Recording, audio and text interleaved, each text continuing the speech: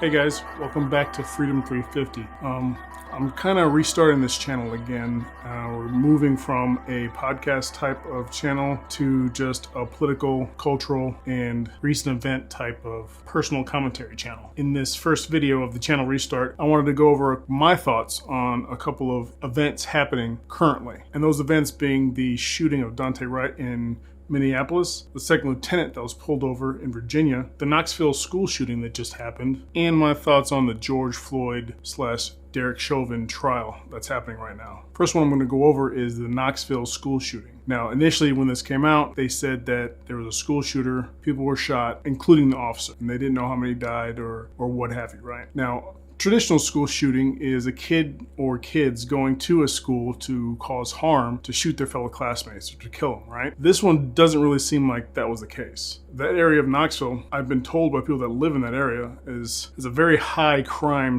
/ gang rate, and it seems like that's what this shooting was all about. Somebody in the school noticed that the student had a gun. The school staff called the police. I don't know if it was the school resource officer or another officer that responded, but an officer responded. The officer tried to talk him down, tried to tell him to, put the gun down, but the kid didn't want to listen, didn't want to put it down. And they ended up getting into a firefight. And the kid was the first to draw, first to shoot, wounded the officer, but the officer returned fire, killing the shooter. Now, the shooter was the only one killed, and the shooter and the cop were the only two that were shot or even shot at. Because of the crime and gang activity in that neighborhood, the fact that he wasn't going out and shooting other students in the school, and it was just an incident between him and that officer, I really wouldn't qualify that as a school shooting. And I don't think the media is doing that either right now, because we're not hearing about it as much as we would if multiple students would have gotten shot. They love their narrative, so if it doesn't fit their narrative, they're not really going to run with it. But if it does, oh boy, it's going to be in the news 24/7 for at least a week. Right. The next one I want to go over is the second lieutenant that got pulled over by police in Virginia. And my thoughts are kind of mixed on this one. And yeah, I know, mixed. I'm biracial, half black, half white. But the second lieutenant did things that I would have done personally, and then he also did things that I wouldn't have done personally. Now, I'm a libertarian. I don't like taxation. I know the police are necessary, but I don't like them when I'm involved, when they pull me over just to generate revenue for the county, city, state, whatever. But I understand that they're needed, and I get that. But the second lieutenant, he pulled out and started driving on the road, and a cop noticed that he didn't have a license plate in the general area where license plates usually go. So he drove after him and went to pull him over. Flashed his lights, hit the siren. The second lieutenant didn't pull over right away. What he did is what I would have done and gone to a well-lit area. Now, I think he was at a well-lit area before he pulled out and went down the road, and I would have just turned around and went back to that same area. And because it wouldn't have taken as long, maybe they wouldn't have reacted the way they did. But he drove a mile and a half down the road and then pulled over into a gas station. Now, driving for that long, then pulling over, having an SUV with limo tinted windows, when they pulled into the gas station that was well lit, they could see that there was a temp tag up in the upper right corner of the rear window of the SUV. But by the laws in Virginia, that temp tag needs to be in the actual license plate spot, not behind a window that's tinted very heavily. So that's why he initially got pulled over.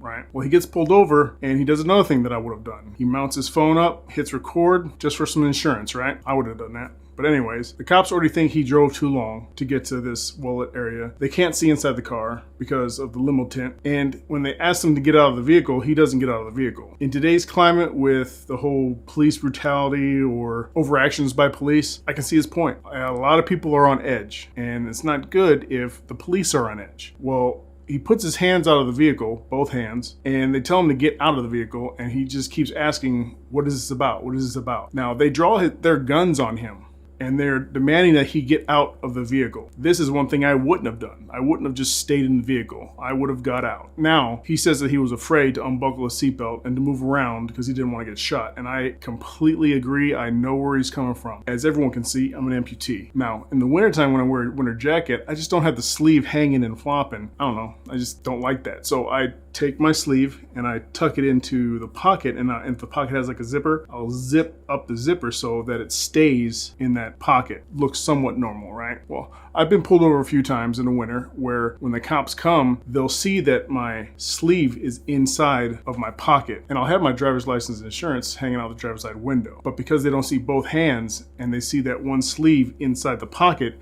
they get nervous. I have to inform the police that I am an amputee. I'm not trying to hide my other arm just because that I've had police draw guns on me because they think I'm trying to hide something or I'm concealing a weapon or what have you. If I was in that lieutenant's position and I had cops that drew their weapons out and demanding that I get out of the car, like roger that, telling them I'm opening up the car, I'm getting out. And after I get out, they can handcuff me. I don't know what they're going to handcuff me to, maybe my belt loop back here. But after they do whatever they need to do and they realize what's going on, then we can both go about our business. But there was that one aggressive cop that came to the scene. I don't think he was yelling out racial slurs, even though I think that was reported early on. The lieutenant was refusing to do pretty much everything that they said. So that cop ended up pepper spraying him. And after he was pepper sprayed, the door was finally opened and he still had a seatbelt on, so he was afraid to unbuckle his seatbelt. They told him go ahead and unbuckle the seatbelt. He did, and he gets out and they handcuff him, all that stuff, right? Well, the funny thing, pretty much after they've searched the car and all that, and he's at the back of the SUV just sitting there, still handcuffed, and they're attending to his eyes because of the pepper spray, the aggressive cop comes back and tells them that, hey, that supervisor you wanted to speak to, he's right back there. And you know what, I got the video, so I'll let you guys watch it. I'm not gonna play the whole video, but I'm gonna just give you a little spot and I'm gonna talk about it. How's your eyes doing, Lieutenant? Better. And I keep calling you Lieutenant, I told you I'm a veteran, I respect rank, okay? I was a corporal in the Marine Corps. I respect rank. However, I do have a job to do, okay? I just talked about Chief of Police. You asked for a superior, he's off obviously right now, Saturday. I called him, he came out, talked. Here's how that's what I was thinking. I told him what I wanted to do. He said, that's no problem. Two ways we can handle this. We can either sit here with you until you get your eyes back where you can see, and I mean at a good distance so you're safe to drive, okay? And you're going down the road. Go do your deployment, go continue serving my country, which I respect and I thank you for, okay? Or we can push the issue, write you tickets for no license plate displayed and for obstruction of justice. I don't think we need to go that route because that route makes the Army get involved, and I know how they are. You don't know this. The Army, he'll vouch for it because he's been in and he's got friends that are legal officers. I know. The military is the only place. The military is the only place where double jeopardy exists legally. Because whenever we do it to him, the Army can turn around and jam him for the same thing. I don't want to see that happen. You're obviously a second lieutenant. You ain't been in very long. If you plan on making this a career or even 6 years or whatever, it's up to you. I don't care. There's no need getting this on your record. I don't want it on your record. However, it's entirely up to you. If you want to fight it and argue, I mean, and I don't mean that disrespectfully, okay? I mean, you have that right as a citizen. If that's what you want, we'll charge you, have you go to court, notify the command, do all that, or we can take time out of our night, which is not a problem. We're being paid to take care of people, okay? We'll sit here with you, get your eyes back. You and, what's your dog's name? Smoke. Smoke? That's a badass name for a badass dog. You and Smoke can get on down the road, okay? It's entirely up to you. What do you want to do? Okay, so you see how that cop said you had two choices. Said you could either get charged and go through the system and then get double charged by the military and all that stuff, right? Because he's a former Marine and his wife is former Navy. Who cares? That cop seems like he's trying to talk his way out of a bad incident. It seems like that cop was thinking that he would take that get out of jail free card and leave it at that and there would be nothing of it. As we all know, that lieutenant didn't just drop everything. I think that's a good thing. I think that those cops overreacted. I think that the lieutenant also kind of ramped up the situation when he refused to get out of his vehicle. Oh, it's a tough situation. And that one kind of leads into the next one, which is the Dante Wright shooting in Minnesota. Dante was a mixed kid like me. He had a warrant out for his arrest. And the day that this all happened, he was driving, got pulled over for his registration being out of date. And with that, they added the whole air freshener hanging from the rearview mirror because I guess it's illegal in Minnesota for that. And he called his mom, told him it was about the air freshener, and she didn't know what was going on. Well, when they ran his stuff, it came back that he had a warrant. So they got him out of the car and they said, hey, you're under arrest, and they're about to handcuff him. And the female officer sees him starting to wrestle with the officer trying to handcuff him. So she goes up to assist. Shortly after she goes up to assist, he finds his window of opportunity and he jumps back in his car and tries to get away. Well, as he jumps back in his car, male officer is holding on to him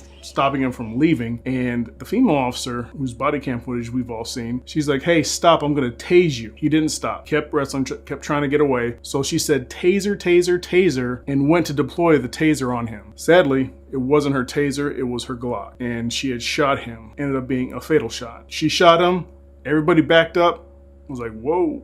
Dante Wright ended up taking off in his vehicle, ended up crashing and tragically dying. And the female cop looked at the other two police officers like, I think I shot him. And they're like, what? It's a big mistake. Big mistake. She's gonna pay for that mistake. I think she needs to pay for her negligence. Her negligence costs a human being's life. Now, the reality that we all live in is a linear timeline. We can't jump around from time to time, right? It just goes one right after another. So when Dante was told that he was getting arrested because he had a warrant out for his arrest, by making the decision to try and get back into his car and run for it, put in motion his demise. If he would not have resisted, she wouldn't have tried to have tased him and grabbed her gun instead. Now, another thing you got to think about in Dante Wright's death is the fact that he was very selfish when he chose to do what he did. The actions he took to try to flee from the police by getting back into his car and driving off because it wasn't only his life at risk. He had a passenger in that car, which was the mother of his child. He put her life at risk not only from possible crossfire with the cops, but in a high-speed chase or in that crash that happened soon after he was shot. So because of those selfless actions, I don't have that much sympathy for him. Just how I feel.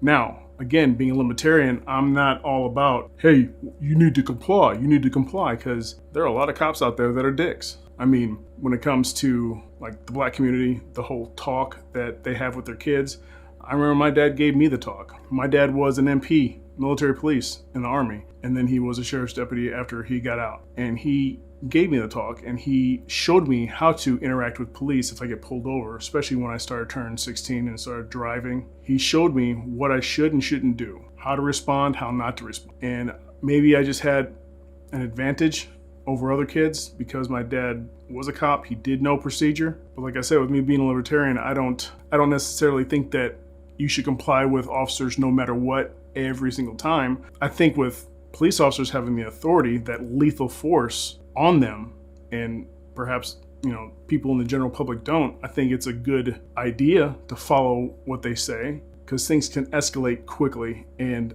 as we see in this event, a mistake can lead to a death. But again, that female police officer, she's going to pay for her negligence. She probably didn't train enough with her taser. Now, she's probably qualified, but she didn't train enough with it. When it comes to training, in a situation like that where it's high stress, you will automatically defer to the last training that you've mastered.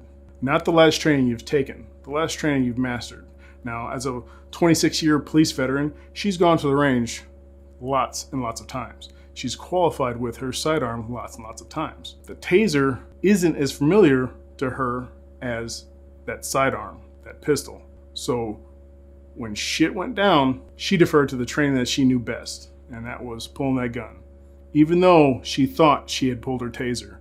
It's a sad situation.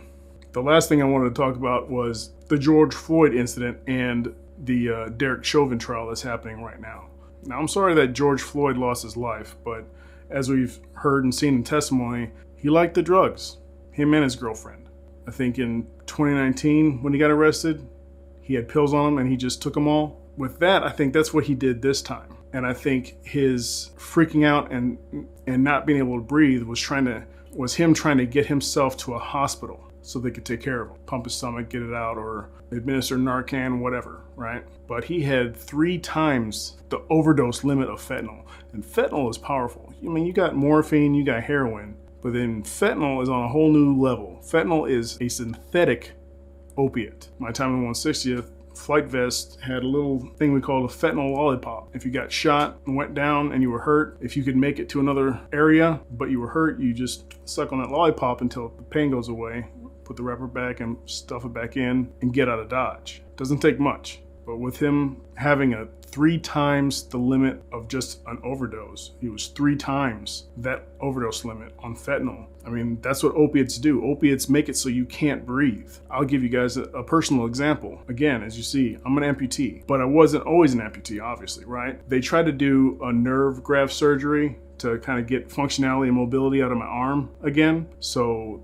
they pretty much rewired me. They took the intercostal nerves that help you breathe, right? And they put them up into the brachial plexus to try and see if my brain would find the pathway again. It didn't work out. So I told the VA, hey, just snip it off. I went in, got the amputation, and they were supposed to do a nerve block to where I wouldn't feel anything afterwards, but I had so much scar tissue here, the nerve block didn't work. So after the sedation wore off and I woke up, I felt like they're cutting my arm off right then. I was in so much freaking pain. And before we had went, I told my wife, hey, why don't you get one of my extended release pain pills, which was an opiate. I'm thinking what, MS Cotton, but I was like, why don't you bring that just in case I need a little bit extra so that I'm not in so much pain. And she did. After the amputation, I had nurses and doctors were trying to get me, some relief, and they gave me some morphine. Kind of helped, but not much. And they gave me some other drugs, and they gave me something else, and I was still in so much pain. And then we didn't see anybody, so I thought they were done administering pain medication to me. So I tell my wife, I was like, hey, give me that pill. I need it. I'm in too much pain. So I took the pill, put it in my mouth, and instead of just swallowing it and have extended release, I crushed it between my teeth, and that gives you all of it right away. And as I'm swallowing some water and swishing it around, getting all the crumbs out of my molar, another nurse comes in with a big syringe, and she goes right to my IV, puts it in. And I was like, oh, what was that? She's like, oh, I got authorized to give you some more morphine. And I was like, oh,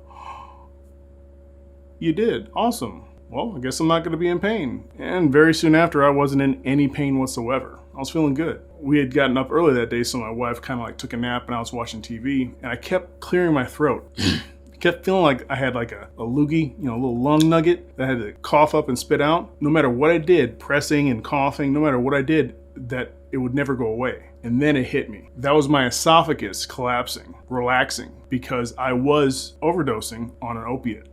I had too much in my system. It was collapsing. It was hard for me to breathe, but I also didn't want to get in trouble, so my dumbass didn't tell anybody anything until after I was in the clear, after I didn't feel that frog in my throat anymore. And I'll tell you what, I was really scared. That's how opiates kill you. They slowly choke you to death because your respiratory system relaxes too much. But anyways, that's the first video in this relaunch of Freedom 350. I hope you guys liked it. Give me your thoughts on what you think about my thoughts. Yeah, I think I got that right. Leave me in the comments below. You can go ahead and head over to the Facebook page. It's really not active, but in starting Freedom 350 again, I'm getting more active on the Facebook page. So I hope to see you guys there. See you next time.